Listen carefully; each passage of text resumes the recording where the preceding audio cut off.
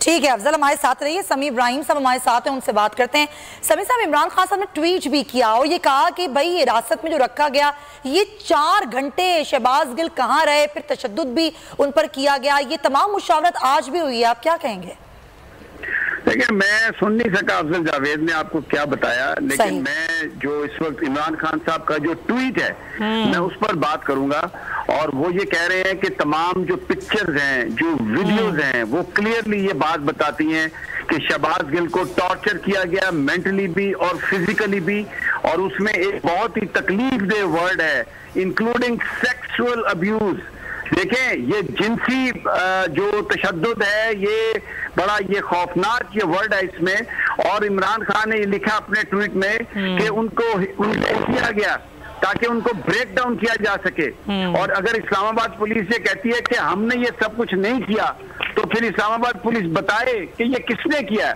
इसके साथ इमरान खान ने अपने ट्वीट में ये भी कहा है कि हमें एक जनरल परसेप्शन जरूर है हमारे जहनों में कि ये सब कुछ क्या हो रहा है, लेकिन इस्लामाबाद पुलिस फिर बताए कि अगर उन्होंने ये नहीं किया तो किसने किया। अब जो सबसे तकलीफदेह बात है वो सेक्सुअल अब्यूज की बात है। मैं आप ये पाकिस्तान में हमने ये तो सुनते आए कि टॉर्चर किया जाता है, लोगों को मारा पीटा जाता है, उनकी वीडियोस भी बनाई जाती हैं। अब्यूज जो है इसकी एक भी है, बड़ी तकलीफदेह मिसाल है। मैं ये बताना जरूर चाहूंगा कि ये 1977 की जब तहरीक चल रही थी और उस वक्त FSF ने गिरफ्तार किया था जमात इस्लामी के सरबराह मियां तुफैल मोहम्मद को, और वो एक बहुत ही इज्जतदार बड़े इंटेग्रिटी वाले आदमी थे।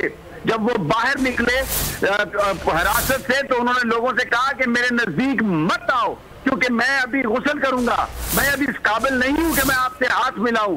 दैट वाज द इंडिकेशन कि उनके साथ ये जुल्म हुआ था। और आज ये जुल्म अगर शहबाज गिल के साथ हुआ है तो ये इंतहाई ये बहुत ही एक तकलीफदेह बात है।